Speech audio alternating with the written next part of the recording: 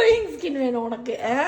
No, all I do for holy cow. இருக்கிற fruits இதெல்லாம் சாப்பிடுங்க. கேரட்டை சும்மா கடிச்சு சாப்பிடுங்கன்னா சாப்பிட்றது இல்லை.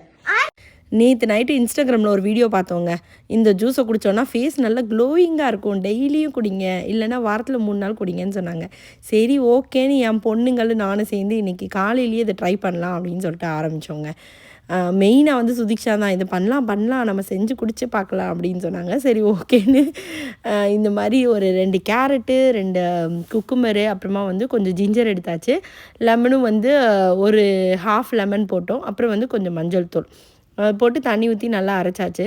நான் அரைக்கும் போதே சொன்னேன் இதில் வந்து ஜிஞ்சர்லாம் போட்டிருக்கோம், டர்மரிக் பவுடர் வேறு போட்டிருக்கோம், டேஸ்ட் எப்படி வாயில் வைக்கிற மாதிரி இருக்குமான்னு தரல அப்படின்னு சொல்லிகிட்டே இருந்தேன். அதுக்கேற்ற மாதிரி தான் இருந்தது டேஸ்ட்டும். ஃபுல்லாக அதை ஃபில்டர் பண்ணிவிட்டு நான் ஃபஸ்ட்டு குடிங்க, நீங்கள் ஃபஸ்ட்டு குடிங்க, நீங்கள் நல்லா இருந்தீங்கன்னா அதுக்கப்புறம் நாங்கள் குடிக்கிறோம். நாங்கள் சரின்னு சொல்லிட்டு நான் குடிச்சு பார்த்தேன், வாயிலே வைக்க முடியல. பட் இருந்தால் கூட எனக்கு ஓகே தான், நம்ம அது இதுன்னு கசாயெல்லாம் குடிப்போம்ல அந்த மாதிரி தான் இருந்துச்சு. பட் ஆனால் சர்ப்ரைஸ் என்னென்னா கீதிகா குடிச்சு பார்த்துட்டு டேஸ்ட் குட்டாக இருக்கே அப்படின்னாங்க. என்னடா இது நமக்கே கன்றாவியாக இருக்குது, கீதிகாவுக்கு பிடிச்சிருக்கா அப்படின்னு சொன்னேன். ஆனால் செகண்ட் சிப்பில் இருந்து எனக்கு பிடிக்கவே இல்லை, நான் வந்து இதை குடிக்கவே மாட்டேன் அப்படின்னாங்க. ஆனால் சுதிக்ஷா தாங்க அல்டிமேட்டு.